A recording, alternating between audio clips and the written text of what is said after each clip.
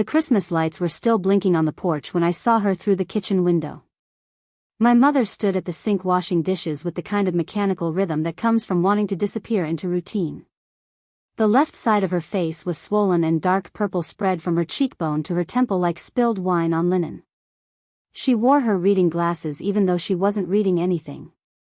I realized then that she was trying to hide behind them. I had driven 3 hours through rain from Naval Hospital Bremerton in Washington State down to Portland without stopping. My hands were still cramped from gripping the steering wheel. The call had come at 0600 that morning. Tyler's voice had been shaking when he said I needed to come home. He didn't say why on the phone, but I heard something break in the background and then silence. The kind of silence that means someone is listening who shouldn't be. Before we jump back in, tell us where you're tuning in from, and if this story touches you, make sure you're subscribed because tomorrow, I've saved something extra special for you. My mother didn't know I was coming. I had told her 2 weeks ago that I couldn't make it home for Christmas because I was scheduled for duty. It was a lie. The truth was I couldn't sit at that table one more time pretending everything was fine while my father carved the turkey and told stories about his latest real estate deal. I couldn't watch my mother smile with her eyes always checking his face to see if she said the right thing. But now standing in the driveway looking at her through that window I realized I should have come home a long time ago. The front door was unlocked. It always was. My father liked to say that Maplewood Heights was the kind of neighborhood where people didn't need to lock their doors. The kind of place where everyone knew everyone and families looked out for each other. He said this often at neighborhood association meetings where he served as treasurer. He said it at St. Catherine's Church where he was a deacon. He said it with the confidence of a man who knew no one would ever look too closely at what happened behind his own door. I stepped inside quietly. The house smelled like cinnamon and pine. A massive Christmas tree stood in the corner of the living room decorated with ornaments collected over 30 years of marriage. White lights twinkled. Stockings hung from the mantel, each one embroidered with our names in red thread. Carol. Kenneth. Natalie. Tyler. A wooden nativity scene sat on the side table with the baby Jesus placed carefully in the manger. Everything was in its place. Everything looked exactly like it was supposed to. Mom turned from the sink when she heard my boots on the tile floor. The glass she was holding slipped from her hand and shattered in the basin. Her good hand flew to her mouth and for just a second I saw relief flood her face before fear replaced it. She glanced toward the hallway where I could hear a television playing in the den. Natalie, she whispered. What are you doing here? It wasn't really a question. It was more like an accusation. I stepped closer and she backed against the counter. The swelling around her eye was worse up close. The white of her eye was red with burst blood vessels. There was a small cut near her eyebrow that had been closed with butterfly bandages.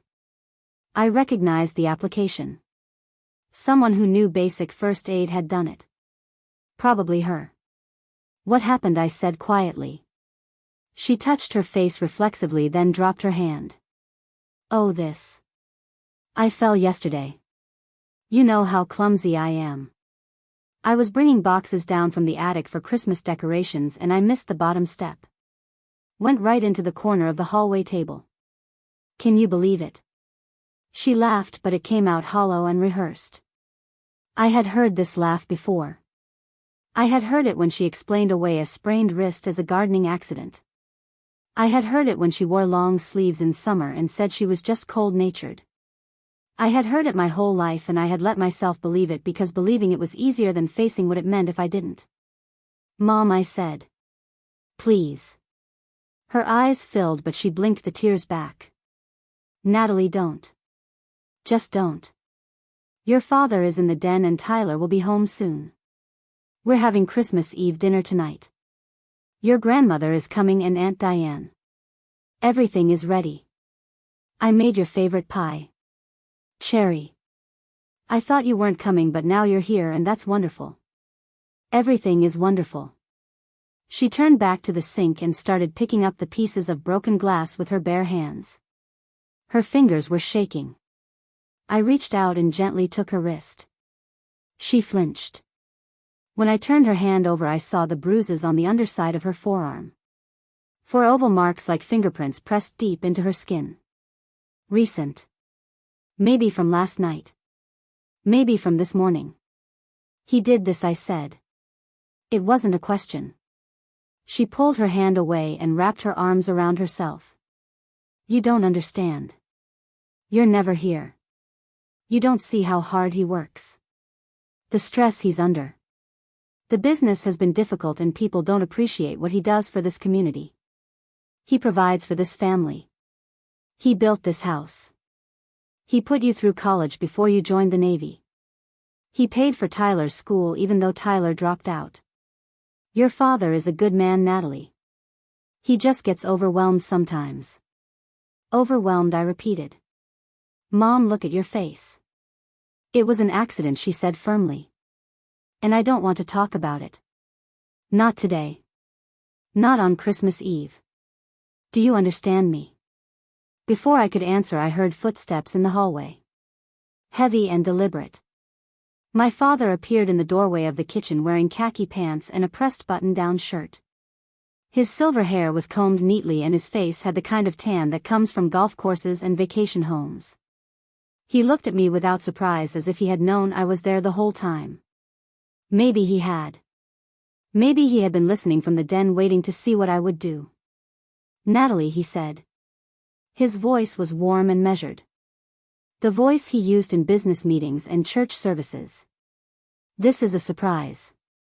Your mother said you couldn't make it home this year. I changed my mind, I said. He smiled and crossed the room. For a moment I thought he might embrace me, but instead he placed his hand on my mother's shoulder. She went rigid under his touch but kept her face neutral. He looked at me with the kind of steady gaze that dared me to say what I was thinking. Well, we're glad you're here, he said. Aren't we, Carol? Yes, she whispered. So glad. He glanced at her face and his expression didn't change. No shame. No guilt. Just a flicker of something cold in his eyes that said he knew exactly what I had seen and he didn't care. Then he looked back at me and his smile widened. You must be tired from the drive. Why don't you get settled in your old room? Dinner is at 6. We're expecting quite a crowd tonight. It'll be good to have the family together. He squeezed my mother's shoulder once and then walked out of the kitchen. I heard him climb the stairs to the second floor. A door closed. Water ran in a bathroom. My mother let out a breath she had been holding and returned to the broken glass in the sink. Her hands moved quickly now, trying to erase the evidence of her own distress. Mom, please, I started. Not now, Natalie, she said without looking at me. Please. Just not now. I wanted to argue. I wanted to grab her and drag her out of that house and never let her come back. But I had learned a long time ago in my training that you can't force someone to leave a situation they're not ready to leave. You can offer safety. You can offer resources. But the decision has to be theirs. Still, I wasn't going to leave her alone with him. Not tonight. Not ever again. I'll be in my room, I said quietly. If you need anything at all, you come get me. Okay. She nodded but didn't answer. I walked upstairs slowly, listening to the sounds of the house. The television was off now. I could hear my father moving around in the master bedroom. Tyler's room was empty, but his bed was unmade and his laptop sat open on his desk. My own room was exactly as I had left it 6 years ago when I enlisted. Pale blue walls. White furniture. A corkboard covered with high school photos and swim team ribbons. A bookshelf filled with novels I had loved as a teenager. It felt like a museum of someone else's life. I sat on the edge of the bed and pulled out my phone. My first instinct was to call Commander Rita Davison. She had been my mentor since I arrived at Bremerton, and she ran a support group for sailors dealing with domestic violence. She had told me once that most people don't recognize abuse when it's happening in their own family because they've been conditioned to see it as normal. She said the hardest cases were the ones where everyone from the outside thought the family was perfect. I didn't call her yet. Instead, I opened my photos and scrolled back through the years. Thanksgiving 2 years ago. My mother standing in front of the dining table holding a platter of turkey. She was smiling but her left arm was in a sling. Broken collarbone, she had said. Slipped on wet leaves. I zoomed in on the photo. Her smile didn't reach her eyes. There was a faint bruise on her neck just below her ear, almost hidden by her hair. Christmas 3 years ago. My mother sitting on the couch opening presents. She wore a turtleneck even though the house was warm. I remembered asking her if she was feeling okay. She said she had a cold. But now looking at the photo I could see the edge of a bruise peeking out from the collar. Easter 4 years ago. My mother standing in church beside my father. She wore sunglasses inside. When I asked her why, she said the lights were bothering her. Migraine, she had explained. I hadn't questioned it. How many times had I seen and not seen? How many times had I chosen to believe the excuses because the truth was too ugly to accept? I was a Navy corpsman. I was trained to assess injuries. Preparing and narrating this story took us a lot of time, so if you are enjoying it, subscribe to our channel, it means a lot to us. Now back to the story. I had treated dozens of service members who were victims of domestic violence. I had sat with them in exam rooms and documented their injuries and connected them with resources. But I had never once considered that my own mother might need the same help. I heard a car pull into the driveway. Moments later, Tyler came through the front door. I could hear my mother greet him and his voice sounded strained. I went downstairs and found him in the kitchen staring at our mother's face. He was 24, but in that moment he looked about 12. His dark hair was messy and he wore a wrinkled hoodie and jeans. He had our father's build, tall and broad-shouldered, but he carried himself with a kind of defeated slouch.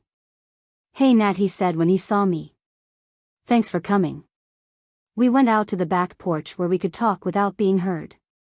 The rain had stopped but the air was damp and cold. Christmas lights from neighboring houses reflected off the wet grass. Tyler pulled a pack of cigarettes from his pocket and lit one with shaking hands. I didn't comment on the smoking even though I hated it. He needed something to do with his hands. "How long has this been going on?" I asked. He took a long drag and exhaled slowly. "I don't know. A long time. I mean, I always knew something was off, but I convinced myself it was just their relationship, you know. They argued. He yelled sometimes. She cried. I thought that was just what marriage looked like." "When did you realize it was more than that?" I said.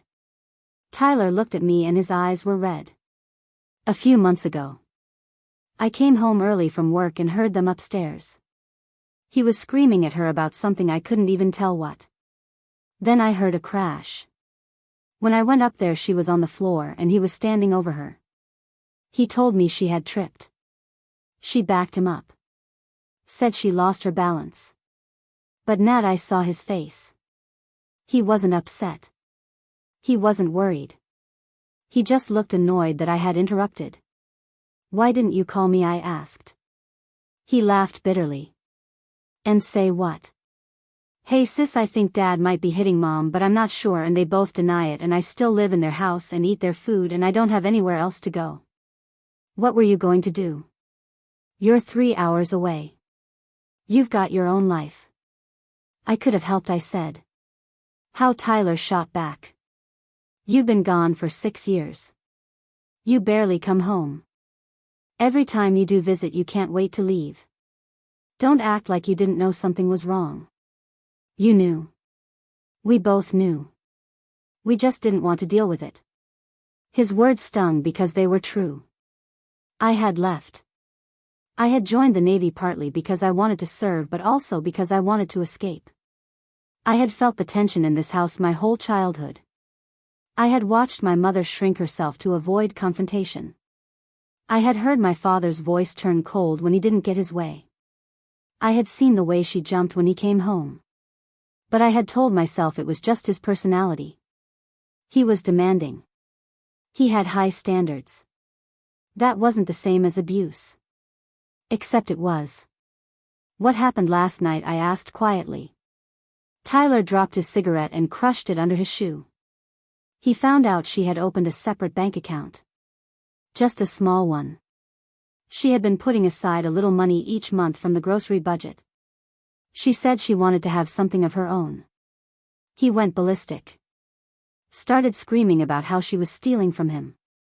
How everything in this house belonged to him. He backed her into a corner in their bedroom and I heard her begging him to stop. When I tried to intervene, he shoved me out and locked the door. I sat outside that door for an hour listening to her cry. "Did you call the police?" I asked. He looked at me like I had suggested setting the house on fire. "Are you insane? He's Kenneth Brooks. Half the cops in this precinct go to our church. His business partner plays golf with the deputy chief. Nobody is going to believe that pillar of the community Kenneth Brooks beats his wife. They'll think she's lying or I'm lying or we're both trying to get his money. And even if they did believe us, what then? She presses charges. He gets arrested. Maybe. Then what? She has no job. No income. No family except us. Where is she going to go?" I understood his fear, but I also knew staying wasn't an option. People died staying. Women were killed by their partners every single day, and everyone always said the same thing afterward. We had no idea. They seemed so happy. He seemed like such a nice guy. But the signs were always there. People just chose not to see them. "I'm not leaving her here with him," I said firmly. "Not tonight. Not ever." Tyler ran his hand through his hair. "What are you going to do? Drag her out?" "She won't go. I've asked her to leave. I've begged her. She always says the same thing. It's complicated. He's under stress. It's not that bad. She makes excuses for him and then she makes excuses for making excuses. Then we document everything," I said. "I take photos of her injuries. I talk to her doctor. I find out if there are other incidents on record. I gather evidence. And then when the time is right, I make sure everyone sees exactly who he is." Tyler stared at me. "You're serious?" "Completely," I said. "I'm a corpseman, Tyler. I know how to document injuries. I know how to testify about patterns of abuse. And I'm done pretending this isn't happening." He nodded slowly, and for the first time since I arrived I saw something like hope in his face. "Okay," he said. "Okay. What do you need me to do?" "I need you to keep him distracted tonight during dinner. Keep the conversation on him. Ask about work. Ask about church. Let him talk. Keep his attention away from Mom and me. Can you do that?" Tyler nodded. "Yeah. I can do that." We went back inside and the house was filling with the smell of roasting ham. My mother was in the kitchen moving between the stove and the counter with practiced efficiency. She had changed into a dark red sweater and black slacks. She had applied makeup carefully, trying to conceal the bruising, but under the kitchen lights it was still visible. My grandmother arrived first, carrying a foil-covered dish of her famous scalloped potatoes. Diane came next with her husband Rob and their 2 teenage daughters. Everyone exclaimed over how wonderful the house looked and how delicious everything smelled. My father emerged from upstairs freshly showered and wearing a sweater that made him look like he belonged in a catalog for retirement communities. "Natalie," he announced to the room. "Look who surprised us." Everyone turned to me with smiles and exclamations. My grandmother hugged me and said I looked too thin. Aunt Diane asked about the Navy and if I had met any nice young men on base. My cousins showed me pictures on their phones of their college campuses and spring break trips. Nobody mentioned my mother's face. Nobody asked if she was okay. They all saw and they all chose not to see. Dinner was served at 6 exactly. We gathered around the long dining table that could seat 12 comfortably. My father sat at the head. My mother sat to his right. I positioned myself directly across from her so I could watch. Tyler sat beside me, and under the table he tapped my foot once to let me know he was ready. My father said grace. He thanked God for family and health and prosperity. He asked for blessings on those less fortunate. His voice was sonorous and sincere. When he finished, everyone said amen and reached for serving dishes. The conversation flowed easily.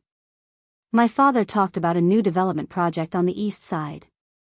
Diane talked about her daughter's acceptance to law school.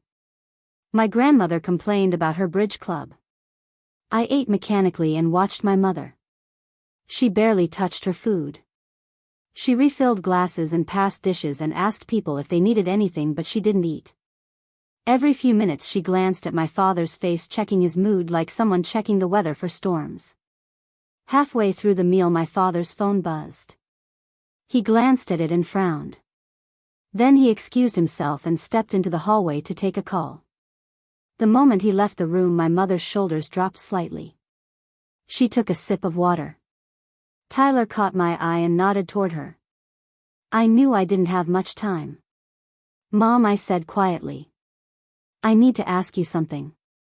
She looked at me warily. Not now, Natalie. When? Then I pressed. When is a good time? Tomorrow. Next week. 10 years from now. When? My grandmother had stopped eating and was watching us. Diane was watching too. Even my cousins had put down their phones, sensing something was wrong. My mother's face flushed and she shook her head slightly. Please don't do this, she whispered. But I was done being silent. I pulled out my phone and opened the photos I had been reviewing earlier. I turned the screen toward her. Remember this? Thanksgiving 2 years ago. You said you broke your collarbone. And this? Christmas 3 years ago. You said you had a migraine. And this? Easter 4 years ago. You wore sunglasses inside. I could hear my father's voice in the hallway growing louder as his call ended. My mother's eyes darted toward the sound and then back to me. There was panic in her face, but there was something else too. A flicker of recognition. A moment where she saw what I was seeing. Natalie, stop, my grandmother said sharply. This is not appropriate dinner conversation. No, I said without looking away from my mother. What's not appropriate is pretending everything is fine when it's not. What's not appropriate is letting this go on one more day. My father appeared in the doorway. The room went silent. He looked at each of us in turn, his gaze finally landing on me. His expression was calm, but his jaw was tight. He walked slowly back to his seat and sat down. He picked up his fork. He cut a piece of ham. He chewed slowly and deliberately. Then he looked at my mother. Carol, he said quietly. What is Natalie talking about? My mother opened her mouth, but no sound came out. I watched her struggle for words, and I realized in that moment that she had been doing this for so long that she didn't even know how to tell the truth anymore. The lies had become her language. The performance had become her identity. She was trapped not just by him but by the version of herself she had created to survive him. I stood up. My chair scraped loudly against the floor. Everyone stared at me. I looked at my father and I said the words I should have said years ago. I'm talking about the fact that you hit her. I'm talking about the fact that you've been abusing her for years. I'm talking about the bruises and the broken bones and the excuses. I'm talking about the truth that everyone in this room can see but nobody wants to acknowledge. The silence that followed was absolute. My father set down his fork. He folded his hands on the table. When he spoke, his voice was ice. You have no idea what you're talking about. Don't I said. Then explain the black eye she's trying to hide. Explain the bruises on her arms. Explain why she flinches every time you move. She fell, my father said. Ask her yourself. Tell her, Carol. Tell her you fell. My mother looked between us. Tears spilled down her face, smearing her makeup. For a long moment she said nothing. Then in a voice barely above a whisper she said, I fell. Something broke inside me hearing those words. But I knew this wasn't over. Not by a long shot. I looked at Tyler and he gave me the smallest nod. Then I looked at my father and I made him a promise without saying a word. This ends tonight. The dining room remained frozen in that terrible silence. My grandmother's fork clattered against her plate. Aunt Diane had gone pale and her husband Rob stared down at his lap as if willing himself to disappear. My cousins exchanged uncomfortable glances and one of them started to reach for her phone before her mother's hand shot out to stop her. Everyone was looking at my mother now, waiting for someone to do something, to say something to break the spell I had cast over this carefully constructed illusion of family harmony. My father pushed back his chair with a measured slowness that felt more threatening than if he had exploded in anger. He stood and placed his napkin beside his plate with the precision of a man who controlled every gesture, every word, every moment. When he looked at me, his eyes were flat and cold, like looking into deep water where you can't see the bottom. "Natalie, I think you've had a long drive and you're clearly exhausted. Why don't we table this conversation for another time when you're thinking more clearly?" "I'm thinking perfectly clearly," I said. "And I'm not going anywhere until Mom tells the truth." "Carol," my father said without taking his eyes off me. "Go upstairs and rest. You're obviously upset and our daughter is making a scene based on her own confusion." My mother stood on shaking legs. She looked at me with something in her eyes that was either pleading or warning, I couldn't tell which. Then she turned and walked out of the dining room. I heard her footsteps on the stairs. A door closed softly somewhere above us. The sound felt like an ending, like watching someone walk into a cage and lock it from the inside. Tyler cleared his throat. "Dad, maybe we should just talk about this calmly." "There's nothing to talk about," my father said. "Your sister has come home after being away for months and apparently she's decided to invent a crisis to get attention. I don't know what they're teaching her in the military, but it certainly isn't respect for family." "I didn't invent her, black eye," I said. "She fell," Kenneth repeated. His voice never rose, never wavered. "On the attic stairs. It was an accident. These things happen. Your mother is clumsy. She always has been. Ask anyone who knows her. She's had dozens of little accidents over the years. That's just who she is." The way he said it, so reasonable, so calm, made my skin crawl. This was how he did it. This was how he had gotten away with it for so long. He didn't scream or threaten in front of witnesses. He didn't leave obvious marks where people would ask questions. He created a narrative and he stuck to it with such unwavering conviction that people found it easier to believe him than to confront what they knew in their gut was true. My grandmother finally spoke. "Natalie dear, your father is right. Your mother has always been accident-prone. Remember when she sprained her ankle at the church picnic? Or when she burned her hand on the stove last summer? Some people are just naturally clumsy. It doesn't mean anything sinister." I looked at my grandmother and saw not malice but willful blindness. She didn't want to believe her son was capable of violence. Accepting that truth would mean accepting that she had raised someone who could hurt another person. It would mean questioning every family gathering, every holiday, every moment of their shared history. So she chose the easier story. The one that let her sleep at night. Diane shifted in her seat. "Kenneth is under a lot of stress with work. The real estate market has been unpredictable. I'm sure he and Carol have their disagreements like any couple, but that's private. That's between them. It's not really our place to interfere." "Not your place," I said. "She's your sister-in-law. She's sitting upstairs right now with a black eye and you're telling me it's not your place." Diane looked away. Rob studied his plate. My cousins had gone completely silent. Tyler sat rigid beside me and I could feel the tension radiating off him. My father remained standing at the head of the table like a king addressing subjects who had forgotten their loyalty. "I think it's time for everyone to leave," Kenneth said quietly. "Christmas dinner is over. Carol isn't feeling well and clearly we need some family privacy to deal with this situation." Nobody moved at first. Then slowly my grandmother began gathering her things. Rob helped Diane collect the dishes she had brought. My cousins fled to the living room to get their coats. Within 5 minutes the house was emptying. My grandmother paused at the door and looked back at me with something like pity in her eyes, but she didn't say anything. She just left. They all left. When the door closed behind them, my father turned to Tyler. "You too. Go to your room." Tyler looked at me. I gave him a small nod. We had talked about this on the porch.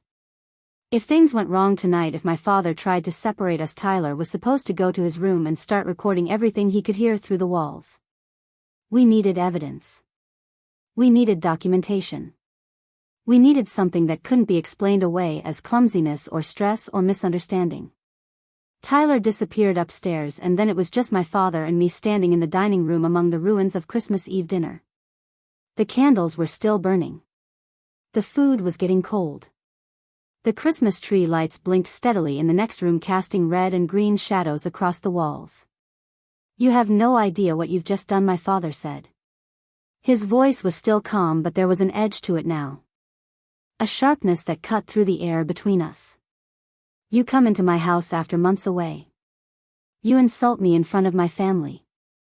You humiliate your mother. You destroy Christmas. And for what? Because you think you know something about my marriage." "I know what I saw," I said. "I know what abuse looks like. I'm trained to recognize it. I document it for a living." He laughed then. A short, harsh sound. "You're trained. You're what, 29 years old? You've been in the Navy for 6 years. You think that makes you an expert on anything? You're a child playing dress up in a uniform, pretending you understand the complexities of adult relationships." The contempt in his voice was so thick I could almost taste it. He had never spoken to me this way before.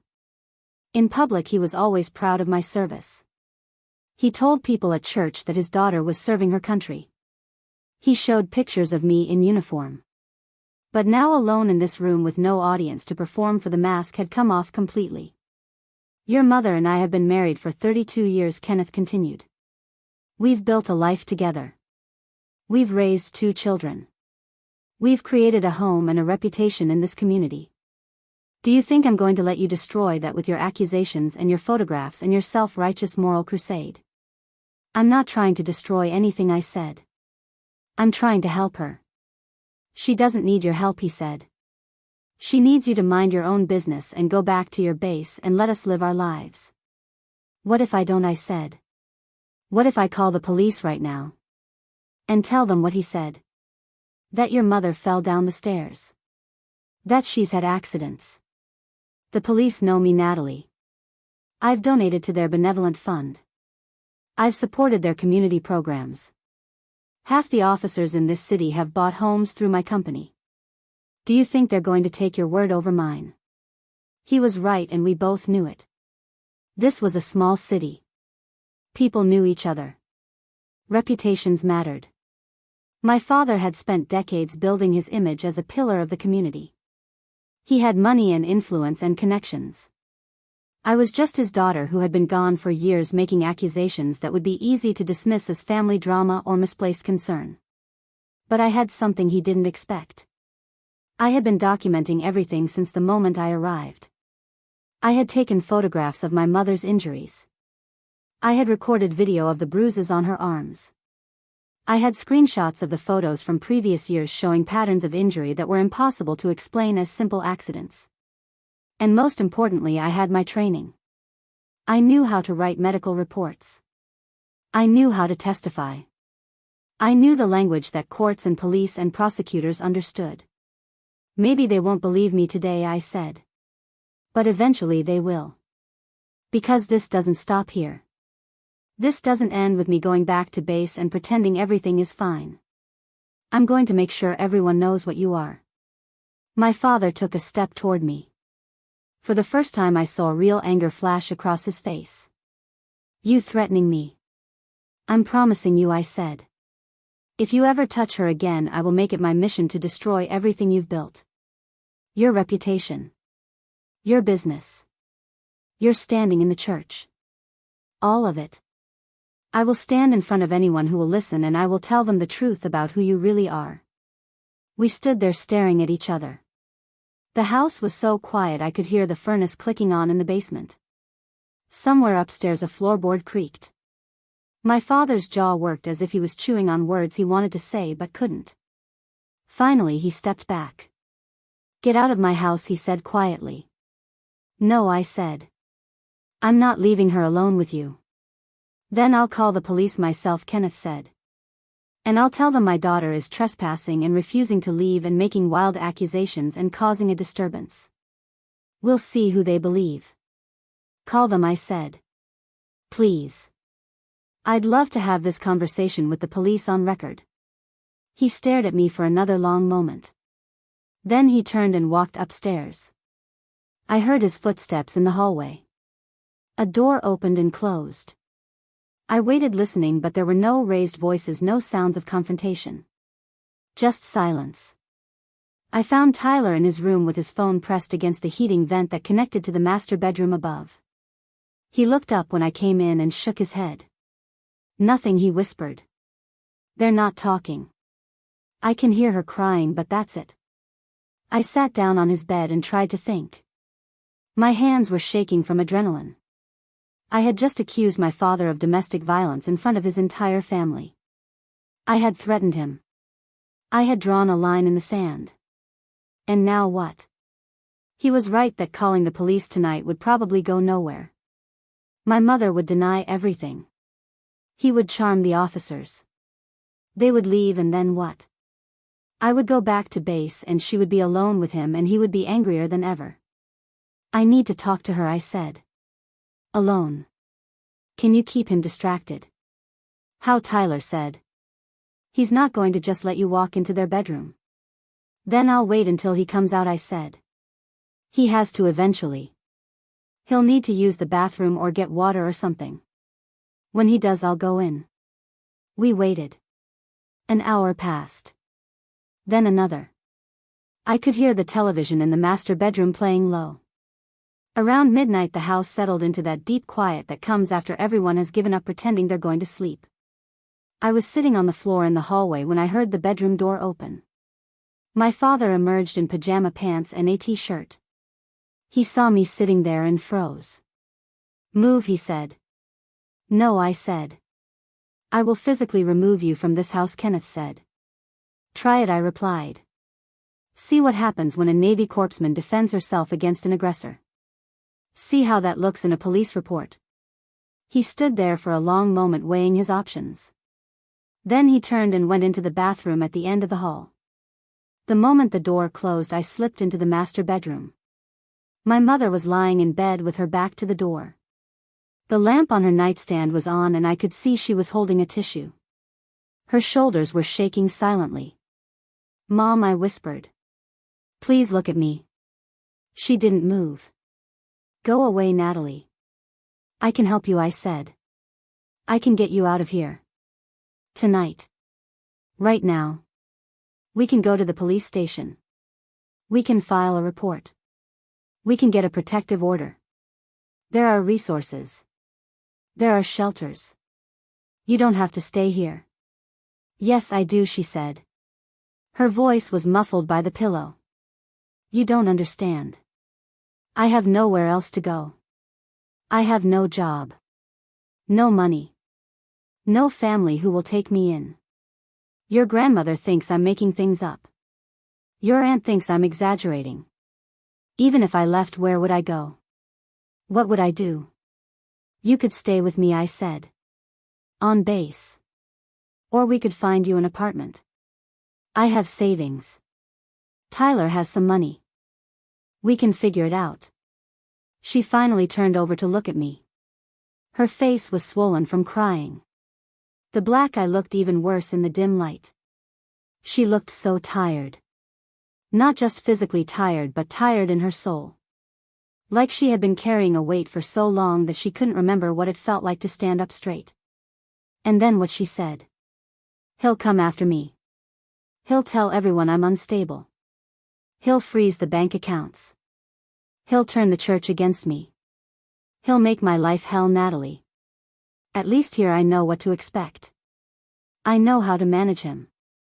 I know when to be quiet and when to leave the room and how to avoid the worst of it." "That's not living," I said. "That's just surviving." "Maybe that's all I have left," she said. "Maybe I'm too old and too tired to start over. Maybe this is just my life and I need to accept it. I sat down on the edge of the bed and took her hand. She let me. I need you to listen to me, Mom. Really listen. What he's doing to you is going to escalate. It always does. One day he's going to hurt you badly enough that you end up in the hospital or worse. I see this all the time in my work. Partners who swear it's not that bad until it's too late. I can't lose you. Tyler can't lose you. Please don't make us bury you because you were too afraid to leave. She closed her eyes and tears slipped down her cheeks. I wanted to leave once, she said quietly. About 5 years ago. I had packed a bag. I had called a women's shelter. I had a plan. But then I thought about what it would mean. The shame. The gossip. Everyone would know. Everyone would talk. And I couldn't do it. I convinced myself it wasn't that bad. That I was overreacting. That other women had it worse. So I unpacked the bag and I stayed. It's not too late, I said. You can still leave. Today. Tomorrow. Whenever you're ready. But you have to decide. You have to want it. Because I can't force you and I can't save you if you won't save yourself. The bathroom door opened in the hallway. My father's footsteps approached. I squeezed my mother's hand once and then stood up. When he appeared in the doorway, his face was cold.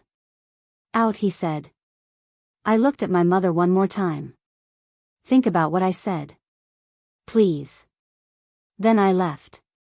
I went downstairs and grabbed my keys. Tyler appeared at the top of the stairs. Where are you going, he said. I need some air, I said. I'll be back. I drove through the empty streets of Portland. The rain had started again and the Christmas lights in all the houses looked blurred through the wet windshield. I drove until I reached the waterfront and then I parked and sat there staring at the dark river. I pulled out my phone and finally called Commander Davison. She answered on the third ring even though it was after 1 in the morning. Natalie, her voice was alert. What's wrong? I told her everything. The black eye. The bruises. The dinner confrontation. My mother's refusal to leave. My father's threats. When I finished there was a long pause. You did the right thing, Rita said. Confronting him. Making it public. Letting him know you're not going to be silent. That's the first step. But she won't leave, I said. What do I do if she won't leave? You document everything, Rita said. You take photographs. You get medical records if you can. You talk to neighbors and friends and anyone who might have seen something. You build a case. And then when she's ready, and she will be ready eventually, you have everything you need to make sure he can't hurt her anymore. What if she's never ready, I said. What if 5 years from now she's still there and he's still hurting her? Then you keep showing up, Rita said. You keep reminding her that there's another option. You keep the door open. But Natalie, you need to understand something. You can't want her freedom more than she wants it herself. She has to make that choice. All you can do is make sure she knows she has one. I sat in the car for another hour. Then I drove back to the house. It was dark except for one light burning in the kitchen. I went inside quietly. Tyler was asleep on the couch. I covered him with a blanket and then I sat in the chair by the window and watched the sky slowly lighten from black to gray to pale blue. Christmas morning arrived without celebration, without joy, without hope. But I was still there. And as long as I was there, my mother knew someone was watching. Someone was paying attention. Someone refused to pretend anymore. When the sun finally rose, I went upstairs and changed into my Navy service uniform. The khaki shirt crisp and pressed. The black pants with the perfect crease. My ribbons aligned precisely on my chest. The uniform I had earned through years of training and service. I looked at myself in the mirror and I barely recognized the woman staring back. She looked older than 29. She looked like someone who had seen things she couldn't unsee. I went back downstairs and made coffee. Tyler woke up and found me in the kitchen. He looked at the uniform. "What are you doing?" he said. "What I should have done a long time ago," I said. "I'm going to the police station. And then I'm coming back here. And I'm not leaving until this is over." "Dad's going to lose his mind," Tyler said. "Good," I said. "Let him. The more he reacts, the more he reveals. And every word, every threat, every action goes on record. I'm done playing by his rules. From now on we do this my way." Tyler nodded slowly. "What do you need me to do?" "I need you to stay with Mom. Don't let her be alone with him. If he tries anything, you call me immediately. And I need you to start writing down everything you remember. Every incident. Every injury. Every time you heard something or saw something. Dates if you can remember them. Details. We're going to build a timeline." The stairs creaked. My mother appeared in the doorway. She had changed into a simple dress and cardigan. She had tried to cover the bruising with makeup, but it was still visible. She looked at me in my uniform and something shifted in her face. "Natalie, what are you doing?" she said. "I'm getting you help," I said. "Whether you think you want it or not." "Please don't do this," she said. "You'll only make things worse." "Mom," I said gently. "It can't get worse. It can only get different. And different is what we need." She stood there for a long moment looking between me and Tyler. Then she did something I didn't expect. She walked over to the kitchen table and sat down. She folded her hands in her lap. And she said quietly, "I'll tell you everything. But not at the police station. Not yet. I need to do this my way. I need time." "Okay," I said. "We'll do it your way. But we start today. Right now. And once we start, we don't stop. No matter how hard it gets. Do you understand?" She nodded. Her hands were shaking, but her eyes were clear.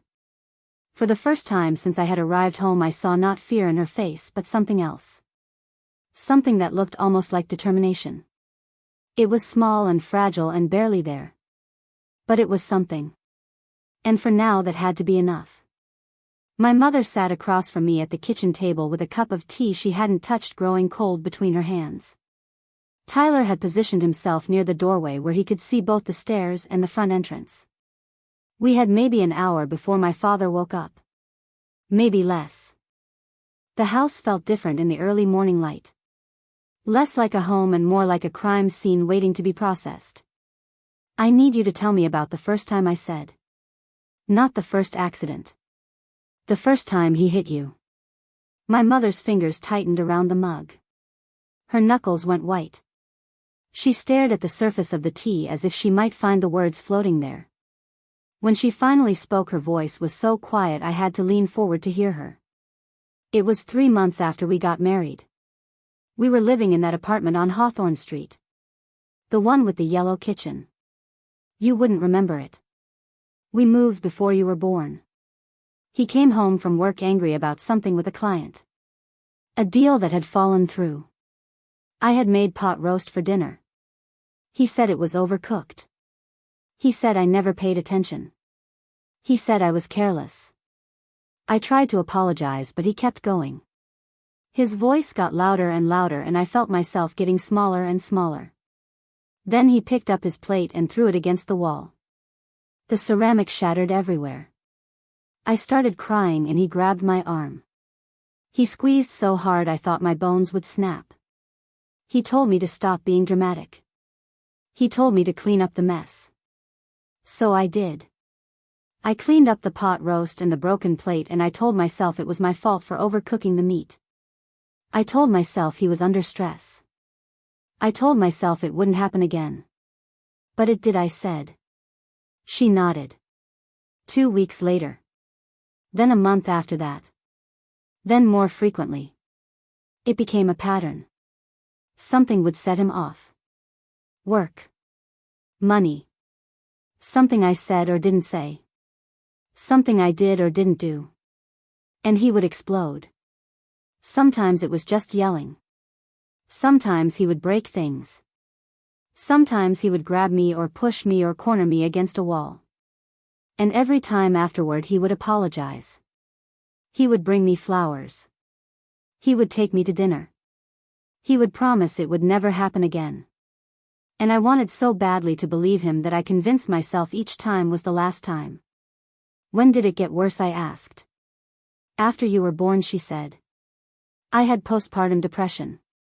I was exhausted all the time. The baby was crying and I couldn't figure out what you needed. Your father said I was a bad mother. He said I was failing at the one thing women were supposed to be good at. One night you wouldn't stop crying and I was walking the floor with you at 3 a.m. and he came out of the bedroom furious. He grabbed you out of my arms and put you in the crib and then he pushed me so hard I fell. I hit my head on the dresser.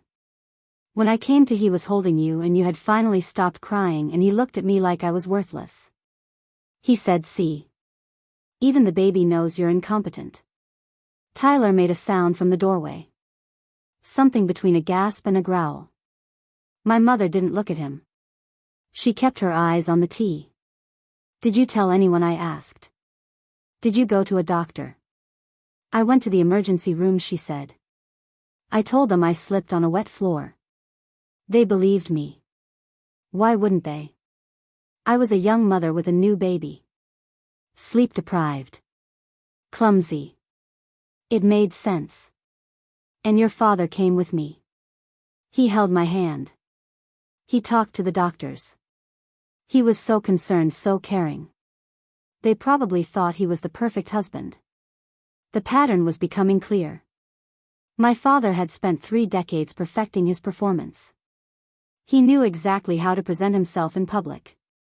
He knew exactly what to say to make people believe him. And he knew exactly how to isolate my mother so that she had no one to turn to. Tell me about the other times, I said. The ones I saw. The broken collarbone. The sprained wrist. The burns.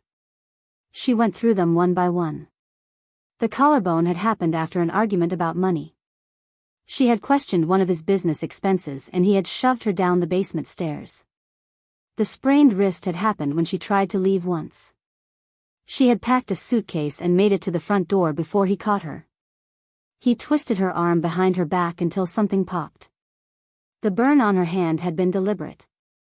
She had burned his toast one morning and he had pressed her palm against the hot stove for 3 seconds. Long enough to blister but not long enough to leave permanent scarring. With each story my anger built. Not the hot explosive kind but something colder and more focused. This wasn't just abuse. This was systematic torture. This was a man who had spent years learning exactly how much pain he could inflict without leaving evidence that couldn't be explained away. He was careful. He was methodical. He was smart. Which meant we had to be smarter. I need to examine your injuries, I said. Properly. With photographs and measurements and documentation. I need to see everything. She hesitated. He'll be awake soon. Then we do it now, I said. Tyler, can you keep watch? He nodded and moved to the bottom of the stairs. My mother stood slowly and led me to the downstairs bathroom. She closed the door behind us and locked it. Then she removed her cardigan. Underneath she wore a sleeveless dress. Her arms were covered in bruises at various stages of healing. Yellow ones that were weeks old. Purple ones that were recent. Finger-shaped marks on her biceps. Handprints on her forearms. I pulled out my phone and began documenting. I took wide shots and close-ups. I used a ruler from the medicine cabinet to show scale. I noted the colors and patterns. The defensive wounds on her hands where she had tried to block him. The pressure bruises on her shoulders where he had pinned her down. Show me your back, I said. She turned. More bruises. A long scratch that looked like it had been made by a ring or a watch. I photographed everything. Then I had her sit down and I examined her face. The black eye was obvious, but there were other signs. Burst blood vessels in her left eye. Swelling along her jaw. A small cut inside her mouth where her teeth had torn the soft tissue. Classic signs of blunt force trauma to the face. This is more than enough for a medical report, I said. When was the last time you saw your regular doctor? 6 months ago, she said. For a checkup. But I didn't tell him anything. What about the ER?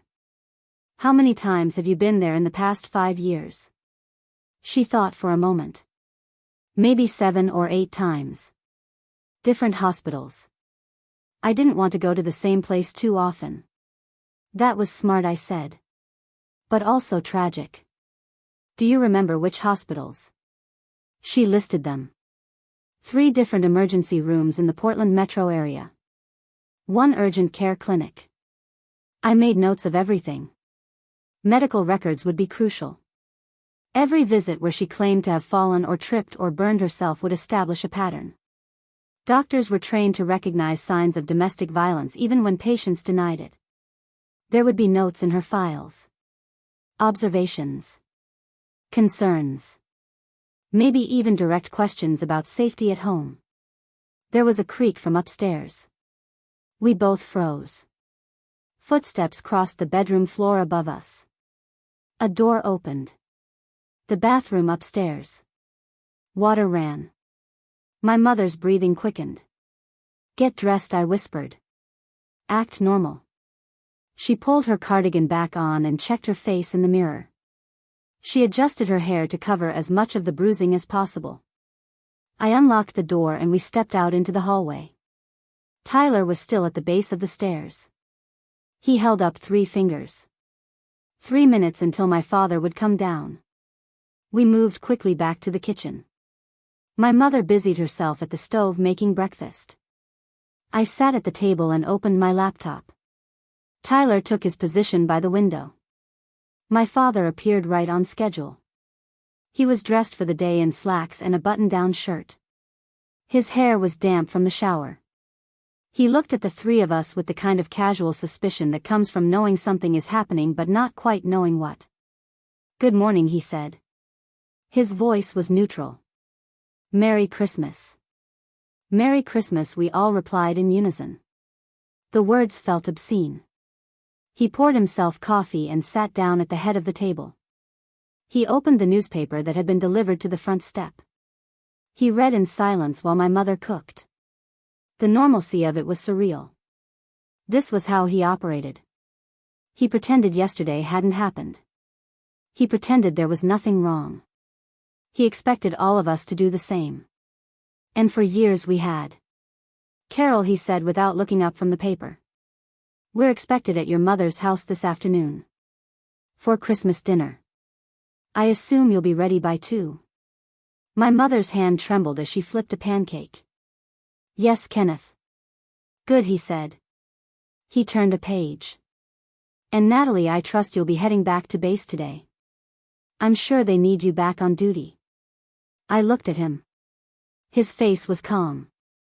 His tone was conversational. But there was steel underneath.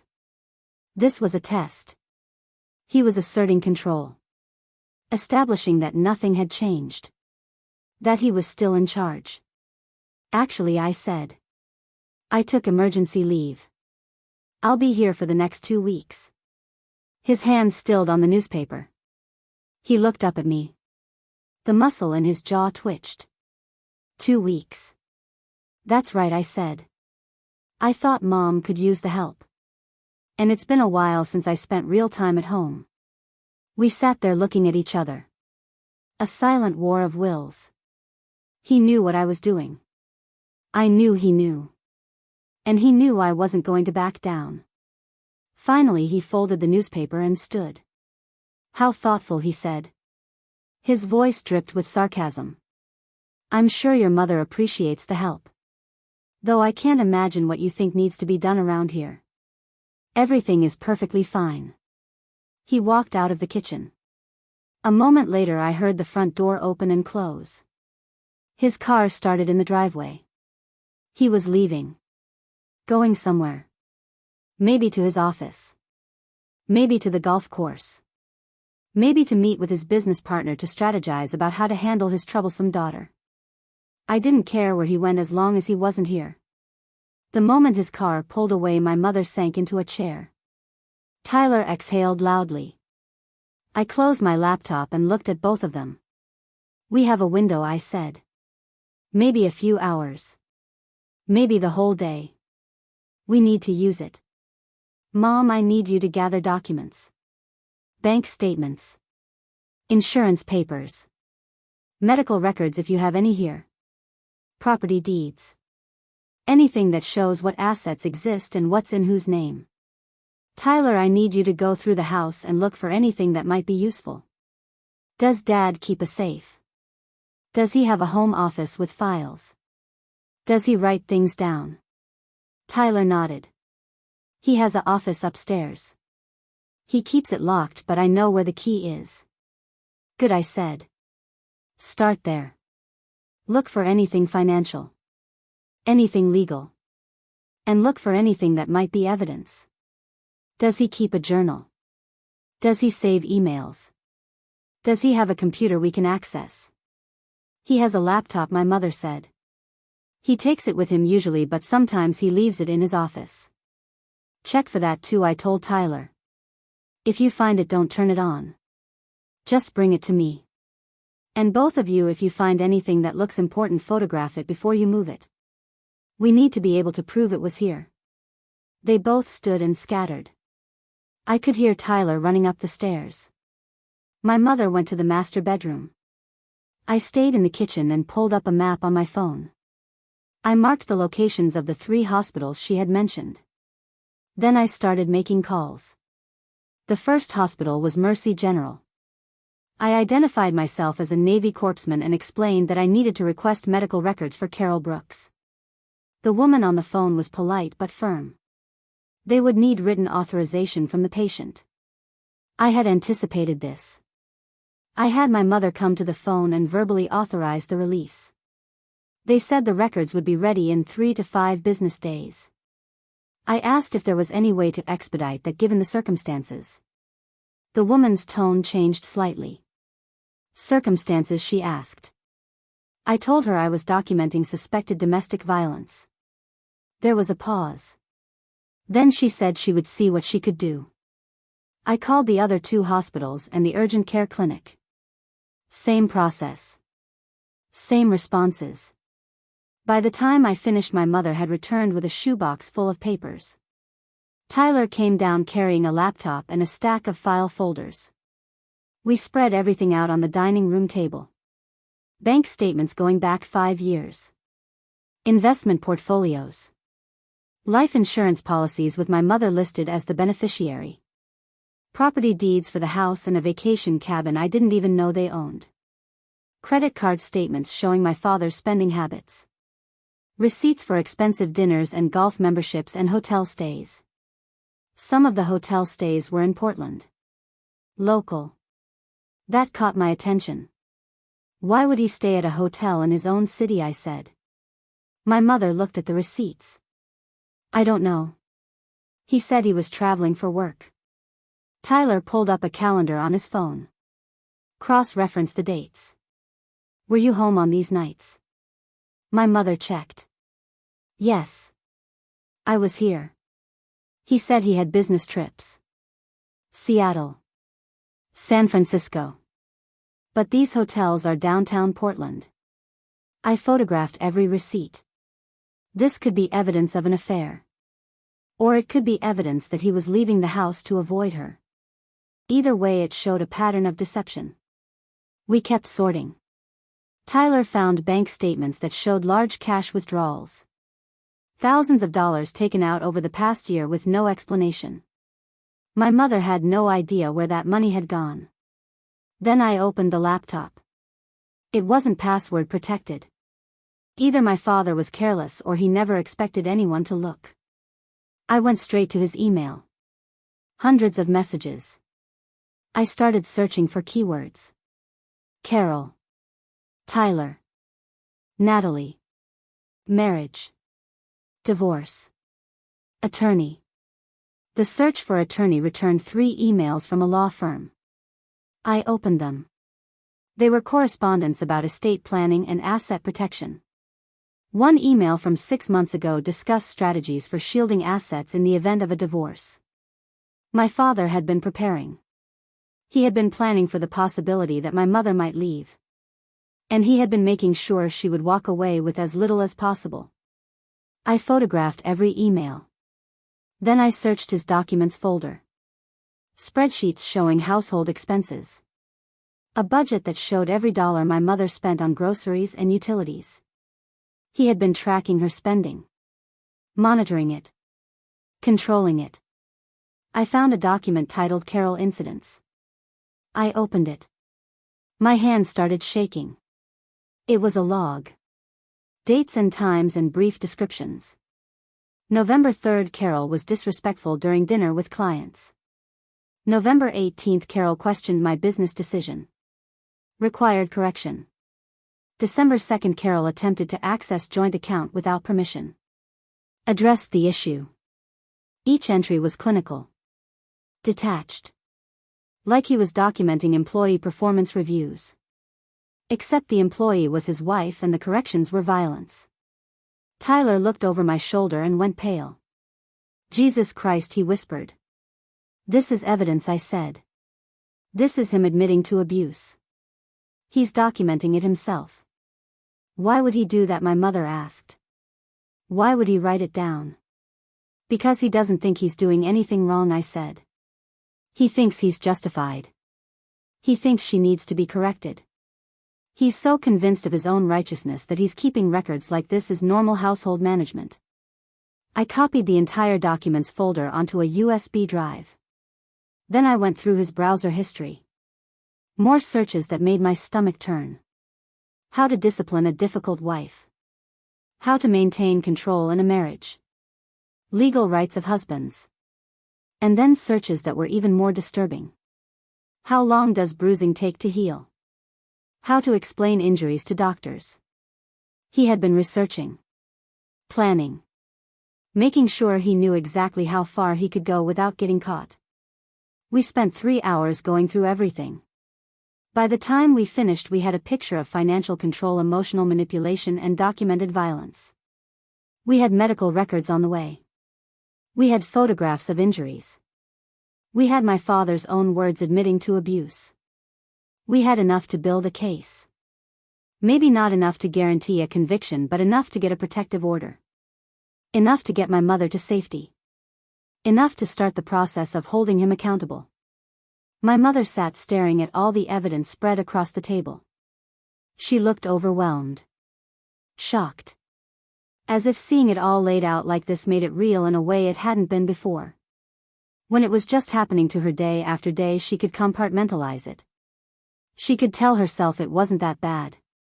But now, looking at the log of incidents and the bank statements and the emails, she couldn't deny what she was seeing. I didn't know, she said quietly. I mean, I knew, but I didn't know. Does that make sense? I knew he was controlling, but I didn't realize how much.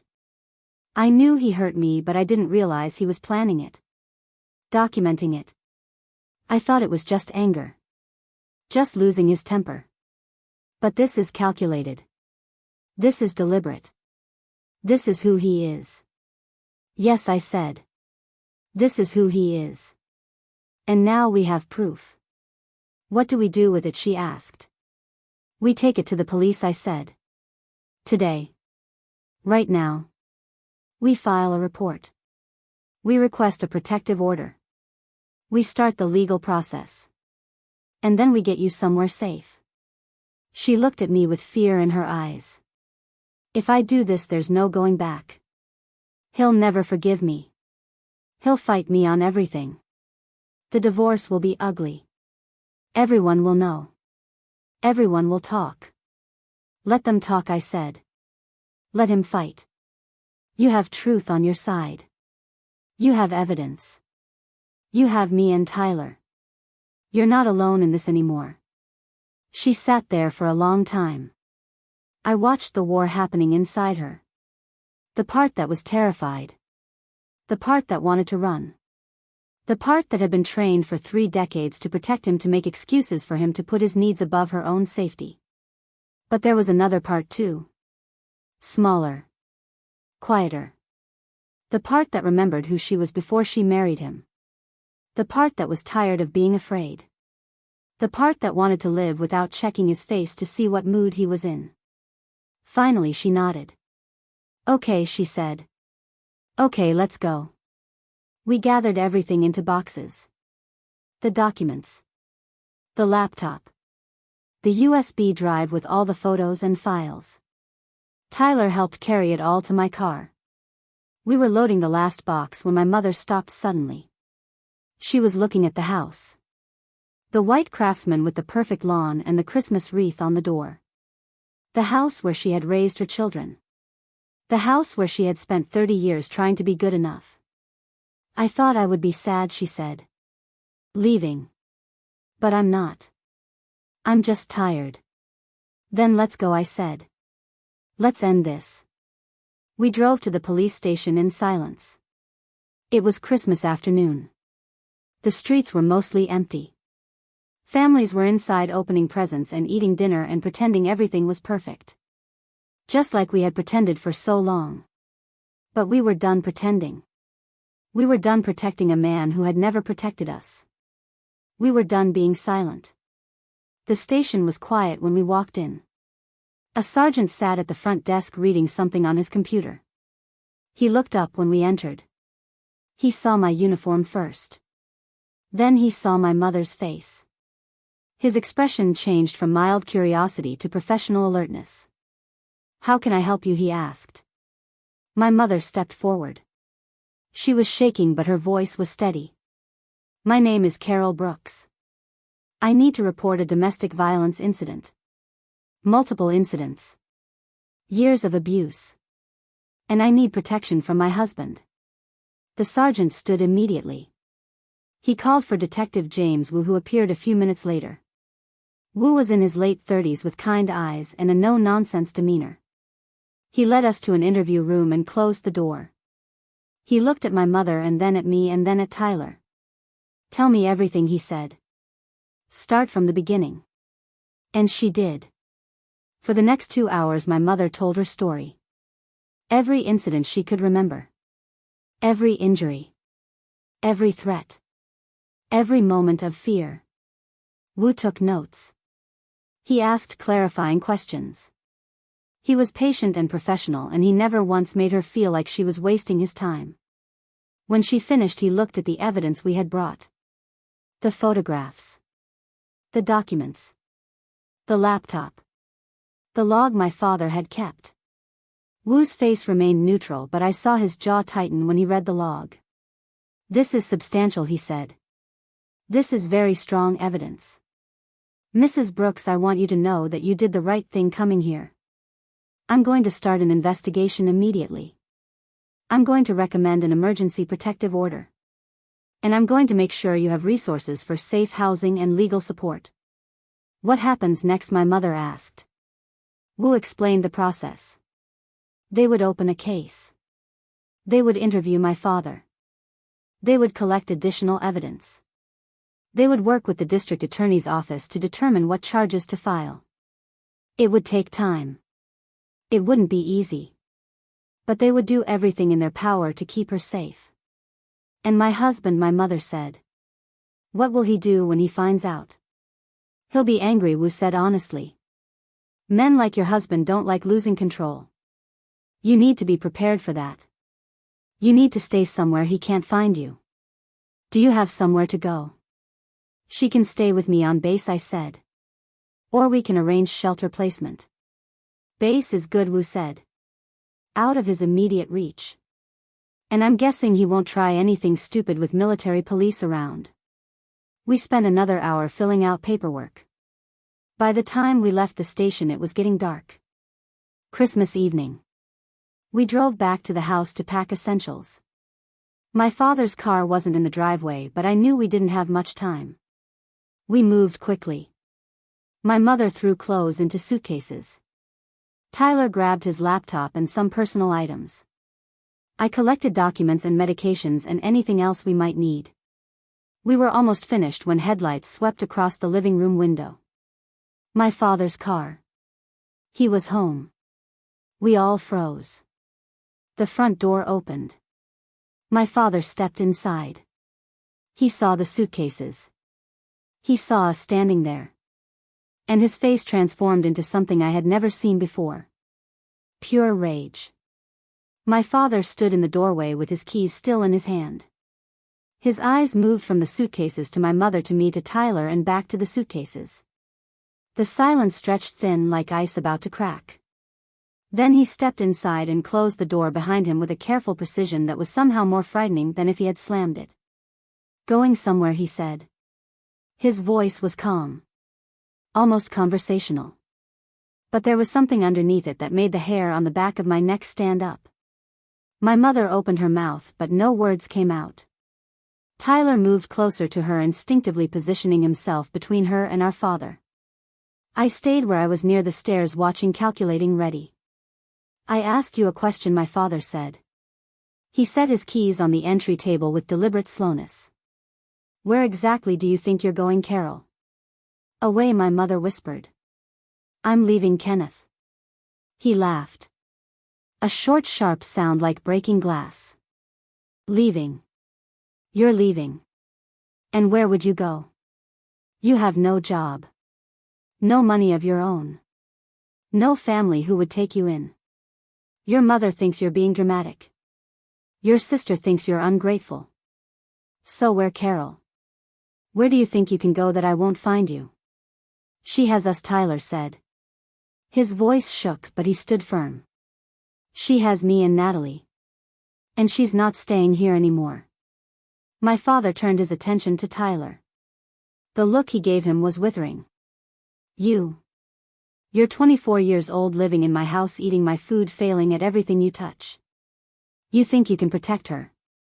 You think you have any power here at all? You're nothing. You've always been nothing." Tyler flinched like he'd been struck. My father knew exactly where to aim his words for maximum damage. He had been doing it for years. But this time Tyler didn't back down. He squared his shoulders and looked our father in the eye. "I'm more than you ever were," he said quietly. "Because I know the difference between strength and cruelty. And you're just cruel." For a moment I thought my father might hit him. His hand clenched into a fist. His face went red. But he didn't move. Instead he turned back to my mother with a smile that didn't reach his eyes. "You went to the police," he said. "It wasn't a question. I got a call 20 minutes ago from Greg Hoffman.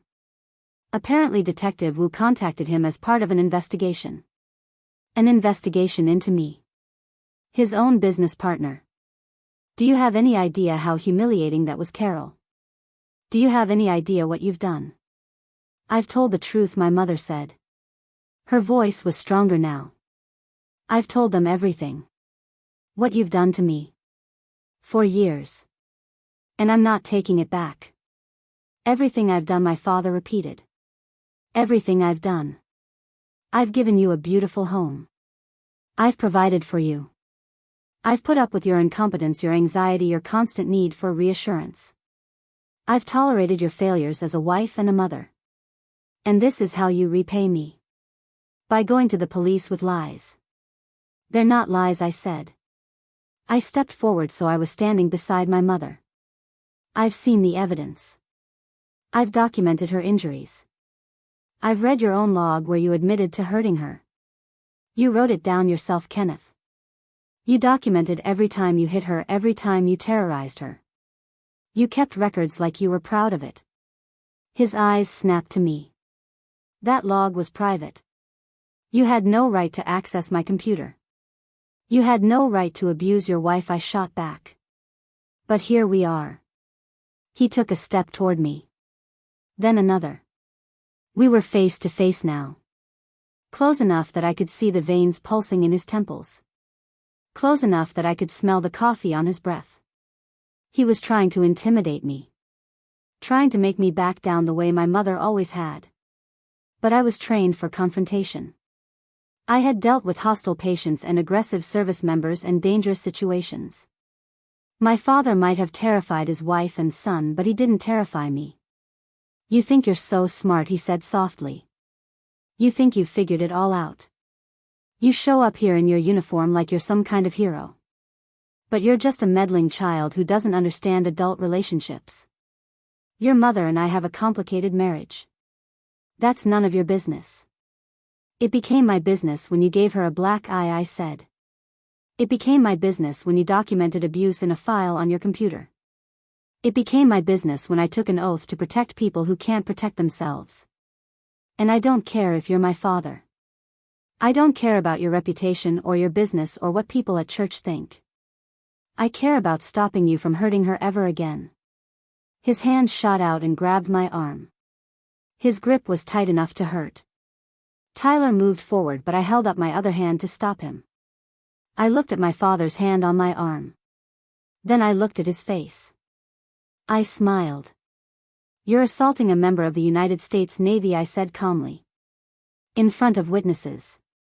While under investigation for domestic violence. Please keep going. This is excellent evidence. He released my arm immediately. But the rage in his eyes didn't diminish. If anything, it intensified. He turned and walked to the kitchen. I heard drawers opening and closing. The hair on my arm stood up. Tyler looked at me with wide eyes. I motioned for him to stay quiet. My father returned a moment later holding his phone. I'm calling my attorney, he said. And then I'm calling the police to report that you're trespassing and attempting to steal my property. Go ahead, I said. Call them. I'd love to explain to the officers why we're packing my mother's belongings. I'd love to show them the photographs of her injuries. I'd love to have them look at your computer and see what you've been documenting. He hesitated. His thumb hovered over the phone screen. He was calculating. Weighing his options. Trying to figure out how to regain control of a situation that was slipping away from him. Finally, he lowered the phone. Carol, he said. His tone shifted. Became softer. Almost pleading. Let's talk about this. Just you and me. We can work this out. We always do. These kids don't understand. They don't know what we've been through together. They don't know how much I love you. My mother was crying now. Silent tears running down her face. But she shook her head. No, Kenneth. We can't work this out. Not this time. I'm done. You don't mean that, he said. You're upset. You're listening to them instead of thinking for yourself. Just send them away. We'll sit down. We'll talk. I'll make you understand. Understand what Tyler said. Understand why you hurt her. Understand why you think you own her. There's nothing to understand, Dad. You're an abuser. That's all there is to it. My father's face went cold again. The pleading was over. The mask had dropped completely. Fine, he said. Leave. Pack your things and go. But understand this. I will fight you on everything. The house is in my name. The bank accounts are in my name. The cars. The investments. Everything. You'll walk away with nothing, Carol. And I will make sure everyone knows why. I'll tell them you're unstable. That you're making false accusations. That you abandoned your marriage. By the time I'm done, your reputation will be destroyed. No one will believe you. No one will help you. And you'll come crawling back because you'll have nowhere else to go. She won't need to come back, I said. Because she has documentation. She has medical records. She has your own written confession. She has me and Tyler as witnesses. And she has a Navy corpsman who knows exactly how to present evidence of abuse in a way that courts and prosecutors understand. You're not going to win this, Kenneth. You're just going to lose publicly. We'll see, he said. We'll see who people believe. A decorated deacon and successful businessman, or a mentally unstable woman and her meddling daughter. I've spent 30 years building relationships in this community. You've been gone for 6 years playing soldier. Who do you think has more credibility? The thing about credibility, I said, is that it evaporates pretty quickly when evidence comes to light. And we have a lot of evidence. He stared at me for a long moment. Then he smiled. It was the coldest smile I'd ever seen. You're going to regret this, Natalie. All of you. You're going to wish you had stayed out of this. Is that a threat? I asked. Because if it is, I'd like you to repeat it clearly so my brother can make sure he captured it on the recording he's been making since you walked in the door. Tyler held up his phone. The recording app was running. My father's face went pale. He looked at Tyler with something like betrayal in his eyes. Then he looked back at me. The fury was still there, but now there was something else. Fear. He was starting to realize that he had underestimated us. That we had been planning. That we were serious. That this wasn't going to go the way he wanted. Get out, he said quietly. All of you. Get out of my house. Gladly, I said. Mom, Tyler, let's finish packing. We moved quickly. My father stood in the living room watching us with his arms crossed. He didn't try to stop us, but I could feel his eyes following every movement. The rage radiating off him was almost palpable. I kept myself between him and my mother at all times. Tyler carried the suitcases to my car. I carried the boxes of documents. My mother took one last look around the house. I saw her gaze linger on family photos on the mantel. Pictures of Christmases and birthdays and vacations. Moments that had seemed happy at the time but now were tainted by the knowledge of what was happening behind closed doors. She picked up one photo. It was from Tyler's high school graduation. All four of us standing together smiling. She looked at it for a moment, then set it back down. She didn't take it. She left it there with all the other lies. We loaded everything into my car. My father came to the doorway and watched. As I was closing the trunk, he called out to my mother. Carol, this is your last chance. Walk back in this house right now and we'll forget this ever happened. I'll forgive you. We'll move forward. But if you leave now, there's no coming back. Do you understand me? No coming back. My mother looked at him. She was still crying, but her voice was steady. I don't want to come back, Kenneth. That's the point. Goodbye. She got in the passenger seat. Tyler climbed in back. I got behind the wheel and started the engine. As we pulled away, I looked in the rearview mirror. My father was standing on the porch. The Christmas lights were still twinkling around him. He looked like a man who had just lost everything. Good. We drove in silence for several minutes. Then my mother made a sound. Something between a laugh and a sob. I looked over at her. She was smiling through her tears. I did it, she said. I actually did it. I left. After all these years, I finally left. You did, I said. You were so brave, Mom. I don't feel brave, she said. I feel terrified. But I also feel something else. Something I haven't felt in a very long time. I feel free. We stopped at a hotel near the highway. I didn't want to drive all the way to base tonight. We were all exhausted physically and emotionally. I got us 2 rooms side by side. We ordered room service and ate in silence. None of us had much appetite, but we forced ourselves to eat. We would need our strength for what was coming. Around 10 that night, Detective Wu called my cell. I put him on speaker so my mother could hear. Mrs. Brooks, he said. I wanted to let you know that we've made contact with your husband. He's been informed that he cannot contact you directly. Any communication needs to go through attorneys.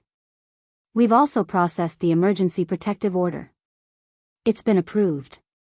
He's legally required to stay at least 500 feet away from you at all times. If he violates that order, he'll be arrested immediately. Thank you, my mother said. Her voice was small but grateful. There's something else, Wu said. When we interviewed him tonight, he denied everything. He said you're making false accusations as part of a plan to take his money in a divorce. He said you're mentally unstable. He was very convincing. Very calm. Very reasonable. If I didn't have the evidence you provided, I might have believed him. This is going to be a difficult case, Mrs. Brooks. I want you to be prepared for that. He's going to fight. He has resources and connections. But you have truth on your side. And that matters. I understand, my mother said. I'm ready. After we hung up, Tyler collapsed on one of the beds. I'm exhausted, he said. I don't think I've ever been this tired in my entire life. You should sleep, I said. Both of you. Tomorrow is going to be another long day. But neither of them moved. We sat there in the hotel room with the curtains closed and the door locked, and for the first time in as long as I could remember, we felt safe. We had walked away from the house. We had walked away from the lies. We had walked away from the violence. And yes, there would be consequences. Yes, there would be a fight. But we had something my father didn't expect. We had each other. And we had the truth. My mother fell asleep first. Then Tyler. I stayed awake watching them. Making sure they were breathing. Making sure they were okay. I thought about all the years I had been gone. All the times I could have asked harder questions. All the moments I had chosen not to see. I couldn't change the past. But I could control what happened next. And what happened next was that my father was going to face consequences for what he had done. I pulled out my phone and started making a list. Medical records to collect. Witnesses to interview. Documentation to organize. A timeline to construct. I had 2 weeks of leave. 2 weeks to build the strongest possible case. 2 weeks to make sure that when this went to court, my mother would be believed. My father had spent 3 decades perfecting his image. It was time to dismantle it piece by piece. Around midnight, I finally let myself sleep. But my mind kept working even in dreams. Planning. Strategizing. Preparing for war. Because that's what this was. A war. Not fought with weapons, but with evidence and testimony and the slow grinding wheels of justice. My father thought he could intimidate us into silence.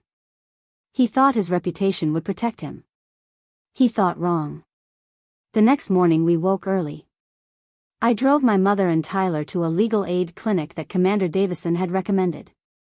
We met with an attorney named Patricia Reyes who specialized in domestic violence cases. She was in her 50s with steel gray hair and eyes that had seen everything. She listened to my mother's story without interruption. She reviewed the evidence we had collected. When we finished, she sat back in her chair and nodded. This is one of the most well-documented cases I've seen, she said. Most victims come to me with nothing but their word. You have photographs, medical records, financial documents, and the abuser's own written confession. That's extraordinary. We have a real chance here. A chance, my mother said. Just a chance. Reyes was honest. Cases like this are always difficult. The abuser is often well respected. He has resources to hire expensive attorneys. He can drag out proceedings. He can make it exhausting and humiliating. But Mrs. Brooks, you have something he doesn't. You have documentation that shows a pattern of behavior over years. That's powerful. Judges pay attention to patterns. We spent 3 hours with Reyes going over strategy. She would file for divorce immediately. She would request temporary support and exclusive use of marital property. She would pursue criminal charges through the district attorney's office. She would make my father's life as legally complicated as possible. What about his business? My mother asked. Will this affect that? Reyes smiled. It should. Once the protective order is public record and once charges are filed, his business partner will have to decide if he wants to be associated with an alleged domestic abuser. His clients will have to decide if they want to work with him. His church will have to decide if they want him in leadership. Social pressure can be just as effective as legal pressure. When we left the clinic, my mother looked lighter. More hopeful. We stopped for lunch at a small diner. While we ate, I got a call from an unknown number. I almost didn't answer, but something made me pick up. Natalie Brooks, a woman's voice said. My name is Linda Patterson. I'm your mother's neighbor. I heard what happened. And I need to talk to you. I stepped outside. Linda Patterson. I knew that name. She was the woman who lived 3 houses down from my parents. She and my mother used to walk together sometimes. What can I do for you, Mrs. Patterson? I said. She took a breath. I've known for years what your father was doing. I've seen your mother's bruises. I've heard arguments through the windows. I've watched her make excuses. And I did nothing. I told myself it wasn't my business. I told myself maybe I was wrong. But I wasn't wrong. And I should have said something. I should have helped her. Why are you calling me now? I asked.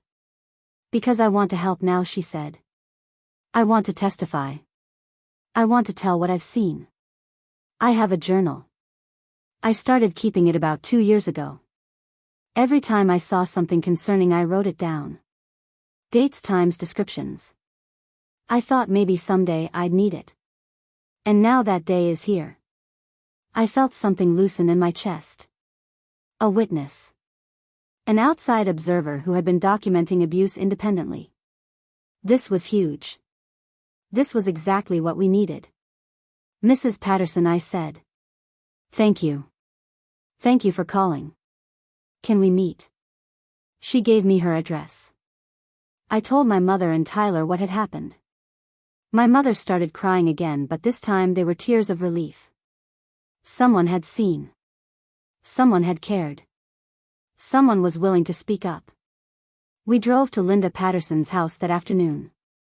She was a woman in her early 50s with kind eyes and nervous hands. She invited us in and made tea. Then she pulled out a spiral notebook. Page after page of entries. April 15th saw Carol at mailbox with dark sunglasses indoors. Bruising visible on cheek.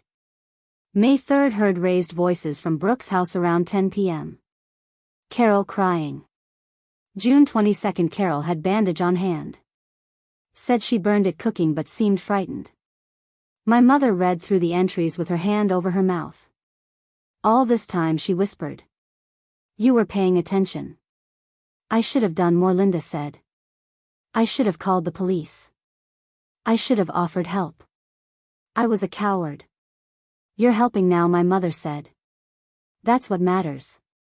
Linda agreed to give her journal to Detective Wu. She agreed to testify if the case went to trial. She also gave us names of other neighbors who might have seen or heard things. A mail carrier who had noticed my mother's injuries. A lawn service worker who had been there during an argument. People who had pieces of the puzzle even if they didn't realize it. Over the next week we built a case that was airtight. We collected medical records from all 3 hospitals. Every visit where my mother had injuries was documented. We interviewed witnesses. We organized evidence into a timeline that showed escalating violence over 3 decades. We worked with Patricia Reyes to prepare for court hearings. And we waited for my father to make a mistake. He didn't disappoint. 3 days after we left, Detective Wu called to report that my father had been seen driving past the hotel where we were staying. He was testing the protective order. Seeing if we would report him. We did. Immediately. Wu had an officer pull him over and give him a warning. One more violation and he would be arrested. My father's attorney reached out to Patricia Reyes. He wanted to negotiate. He offered my mother a settlement. She could keep the house and get a portion of retirement accounts, but she had to drop all criminal complaints and sign a non-disclosure agreement. Reyes presented the offer to my mother. My mother laughed bitterly and said absolutely not. She wasn't going to be silenced. Not anymore.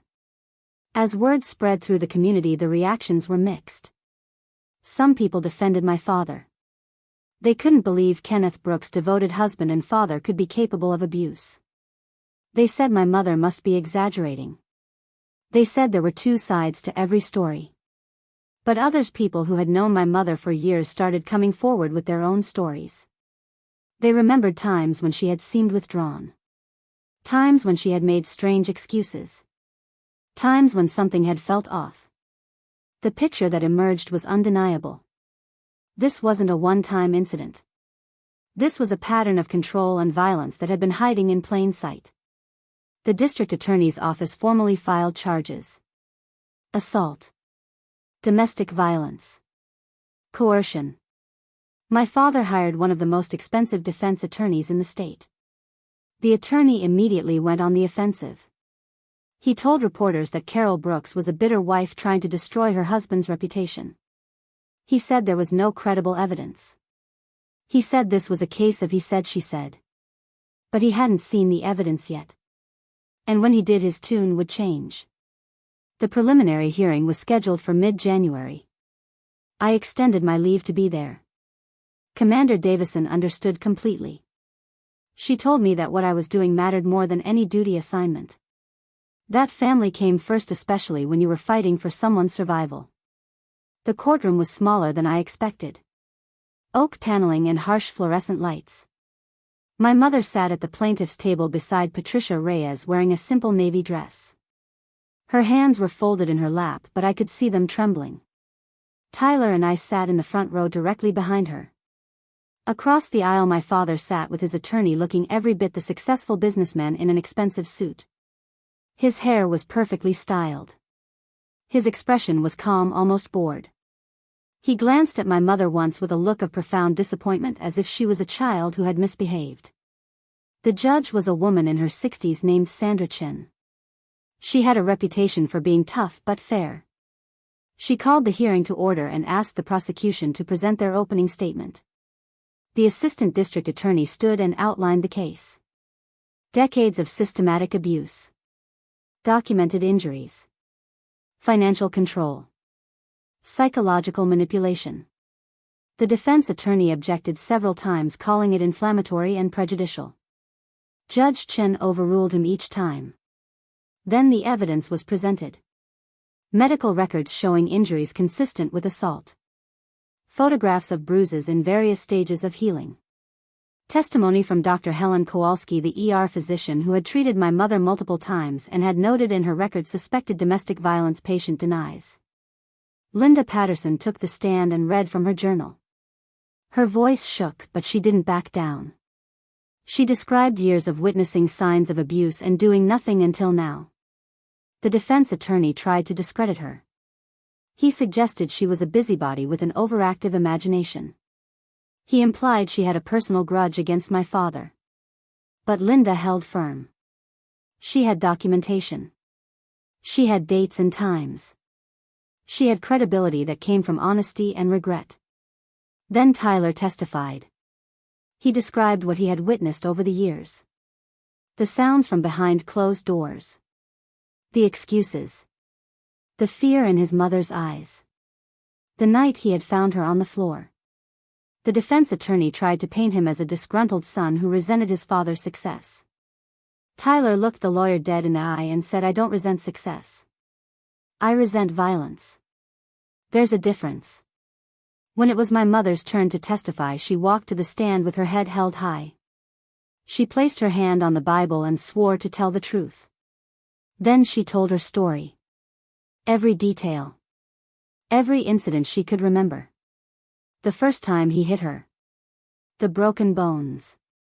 The threats. The isolation. The control. She spoke for over an hour. Her voice never wavered. When she finished, there wasn't a dry eye in the courtroom except for my father's. He sat stone-faced as if he was listening to someone describe the weather. The defense attorney cross-examined her aggressively. He tried to poke holes in her timeline. He questioned why she hadn't left sooner if it was so bad. He suggested she was motivated by money and revenge. My mother answered every question calmly. She didn't get defensive. She didn't break down. She simply told the truth. Then came the moment everyone had been waiting for. The prosecution introduced Kenneth Brooks's personal log into evidence. The document where he had recorded every incident, every correction, every moment of control. The courtroom went silent as the assistant district attorney read selected entries aloud. November 3rd, Carol was disrespectful. Required correction. December 2, Carol attempted to access account without permission. Addressed the issue. The clinical detached language made it even more damning. This wasn't a man who lost his temper. This was a man who believed he had the right to punish his wife. The defense attorney objected strenuously. He claimed the document had been obtained illegally. Judge Chen asked how it had been acquired. I stood and identified myself. I explained that I had accessed my father's unsecured laptop while in the family home with my mother's permission to gather evidence of abuse. The judge ruled it admissible. The objection was overruled. My father's attorney called him to the stand. Kenneth Brooks took the oath and sat down. He looked relaxed. Confident. He smiled at the judge. His attorney asked him to explain his version of events. My father spoke smoothly. He said his wife was mentally unstable. That she had always been dramatic. That he had spent years trying to help her. He admitted they had arguments but claimed he had never struck her. He said the injuries were accidents that she had exaggerated or self-inflicted for attention. He said the log was simply his way of documenting his wife's difficult behavior so he could discuss it with a marriage counselor. The assistant district attorney stood for cross-examination. She was a woman in her 40s named Rachel Kim with a razor-sharp mind. She asked my father about specific entries in his log. What did you mean by required correction, Mr. Brooks? He stammered. It was a figure of speech. And addressed the issue. What does that mean? I spoke to her about it. She pressed harder. Did you speak to her or did you put your hands on her? He insisted he never hurt her. She pulled out photographs. These bruises on your wife's arms. Do you see how they're shaped like fingerprints? My father said he didn't know how she got those bruises. Kim asked if he kept records of all his conversations with his wife. Only the difficult ones, he said. And how often were these difficult conversations? He hesitated. Maybe once or twice a month. So you documented over 36 corrections in 1 year alone, Kim said. That's 3 per month, Mr. Brooks.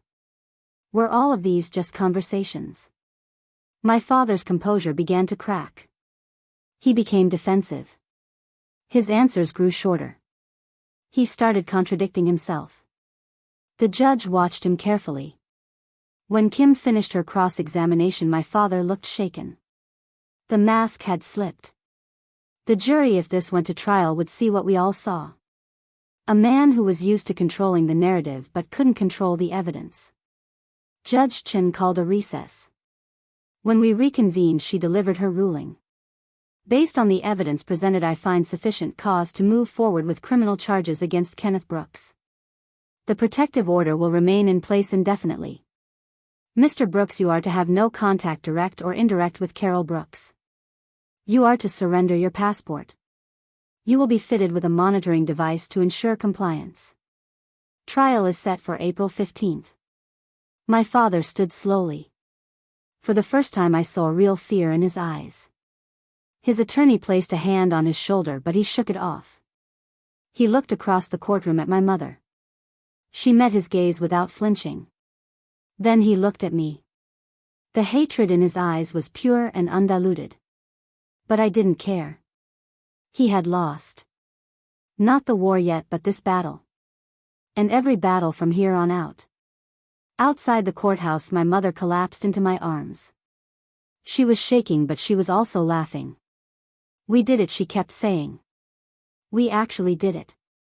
Tyler hugged us both. Patricia Reyes stood nearby smiling. This is just the beginning, she said. But it's a damn good beginning. Over the next few months the case built momentum. More witnesses came forward. Business associates who had seen my father's temper. Church members who remembered my mother's absences and excuses. The evidence became overwhelming. In March, my father's attorney approached Reyes with a new offer. Kenneth Brooks would plead no contest to reduce charges. He would accept a restraining order. He would agree to a divorce settlement that gave my mother the house and half of all assets. And he would resign from all community leadership positions. My mother considered it carefully. Part of her wanted to see him convicted at trial. Wanted him to face the full weight of what he had done. But another part of her was tired. She wanted it to be over. She wanted to start rebuilding her life. She accepted the plea deal with one condition. Kenneth Brooks had to attend a press conference and publicly acknowledge that he had abused his wife for years. No excuses. No qualifications. Just the truth. His attorney tried to negotiate out of it. My father refused initially. But when Reyes made it clear the deal was contingent on the public admission, he finally agreed. The press conference was held on a cold March afternoon. My father stood at a podium looking older than I had ever seen him. He read from a prepared statement. His voice was flat. My name is Kenneth Brooks. For over 30 years I emotionally and physically abused my wife Carol Brooks. I manipulated her, isolated her, and hurt her. I am guilty of these actions. I accept responsibility. I am deeply sorry. It wasn't enough. Words could never be enough. But it was something. It was a public record. It was an admission that could never be taken back. And it meant my mother could move forward without the burden of proving what everyone now knew to be true. 6 months later I visited my mother in the house that was now legally hers. She had painted the walls. Rearranged the furniture. Planted a garden. Tyler had moved into an apartment nearby and was taking classes at community college. My mother had started volunteering at a women's shelter. She was using her experience to help others find the courage to leave. She looked different.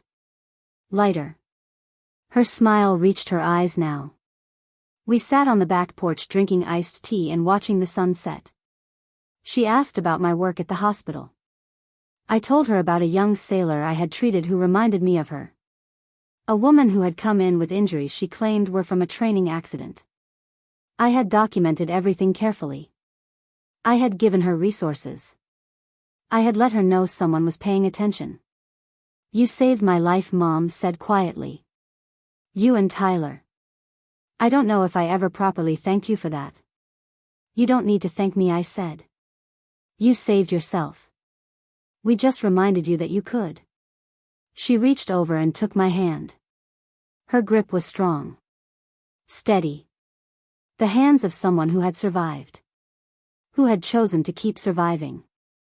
Who had decided that her story wouldn't end with silence and fear but with truth and freedom. That Christmas we celebrated together. Just the three of us. No performances. No pretending. No fear. We ate too much food and laughed at bad jokes and fell asleep on the couch watching movies.